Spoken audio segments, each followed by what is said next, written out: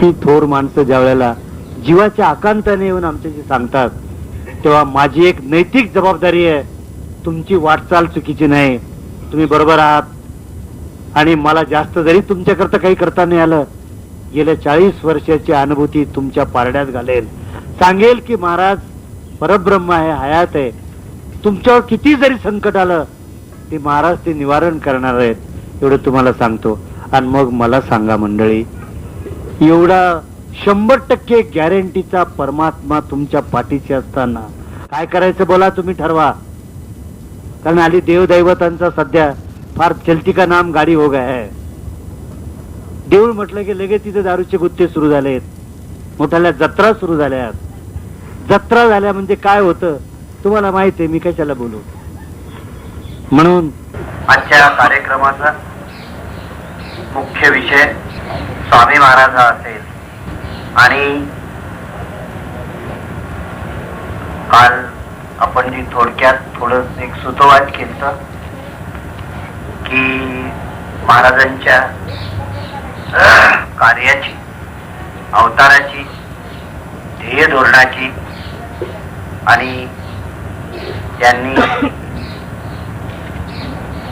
जी काही इच्छा मात्रे करून विश्व कल्याणाची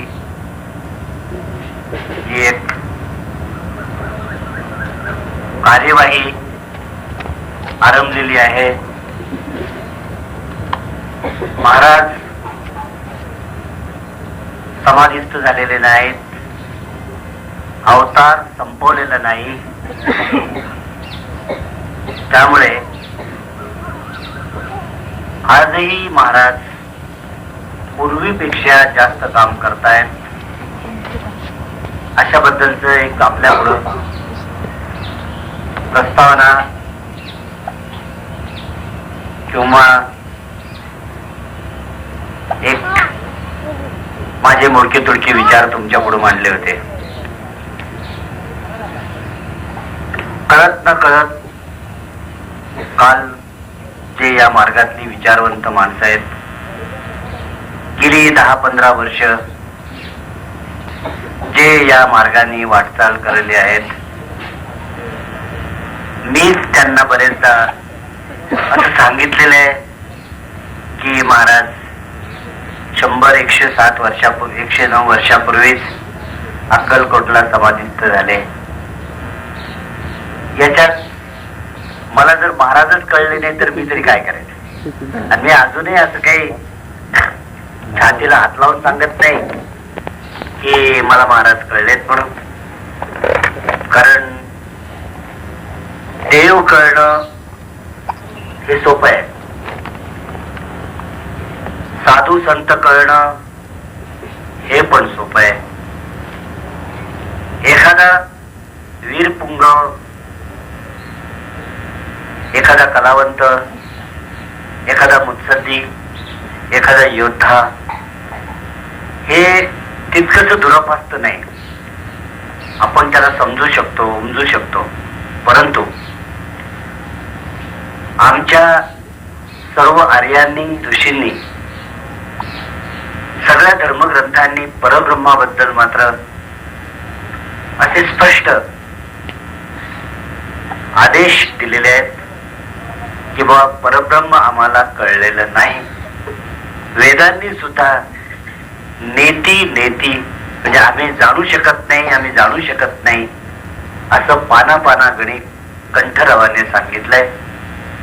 तिथं मी कशाला नाकाने कांदे सोलायचे की मैं जानता हूं. पण मी या विचारापर्यंत आज आलो की बा या लोकांनी जे महाराज रंगवलेले आहेत, दाखवलेले आहेत, हे दाखवताना त्यांच्या भाबड्या बुद्धीनं म्हणा, श्रद्धेने म्हणा, सात्विक भावाने म्हणा, किंवा त्यांनी जे ज्ञान संपादन केलं होतं त्यामुळे म्हणा, किंवा आमचे जे भारतीय विचारधाराचे जे ग्रंथ आहेत त्याच्या परिशीलनाने, अभ्यासाने, चिंतनाने त्यांची जी एक मनाची धारणा तयार झाली, त्या धारणेतून बहुतेकांनी महाराजांचं चिंतन केलेलं आहे आणि काहींनी त्यांना परब्रह्म म्हणून लगेच बाजूला झाले. एक अध्यात्मामधला एक फार मोठा विनोद आहे की कोणाचे अनुकरण करायचं नाही, त्याप्रमाणे कुठलेही आचार करायचे नाहीत असं म्हटलं की तो थोर देव आहे, उच्च आहे, श्रेष्ठ आहे, श्रेष्ठ आहे आणि त्याच्या पुढं नावाला नतमस्तक व्हायचं आणि त्याला नतमस्तक झालं की बाहेर जाऊन लगेच चिड्या ओढायच्या. हा घोटाळा हल्ली फार झालेला आहे तत्वज्ञानात. तुम्हाला महाराज समजून सांगण्यापूर्वी जे अनेक दृष्टिकोनातून लोकांनी महाराज रंगवलेले आहेत त्या लोकांवर मी टीका करत नाही, करणार नाही. मग मी सुद्धा त्यातलाच एक वेळा ठरेल.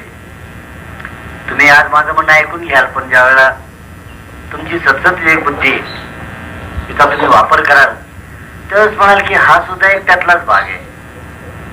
तसं काही नाही.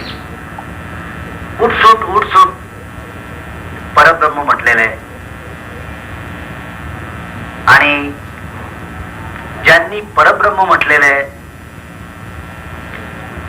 त्यांनी महाराजांची तुलना करताना मात्र तुम्हाला पोट धरून असाल की साईबाबा, गजानन महाराज आणि अक्कलकोटचे स्वामी महाराज हे समकालीन संत होते. हेही परब्रह्म आहे, तेही परब्रह्म आहे आणि ते परब्रह्म दहा नसतात.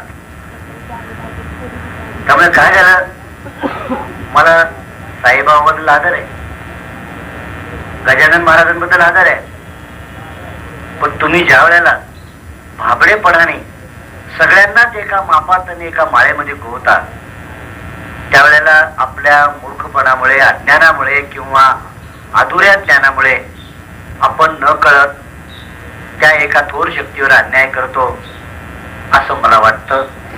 आणि याच वाटण्यापोटी गेली बरीच वर्ष उराशी इतक्या संघर्षातून मी वाटचाल केली आणि जवळजवळ बरीच वर्ष मी संभ्रमात काढली.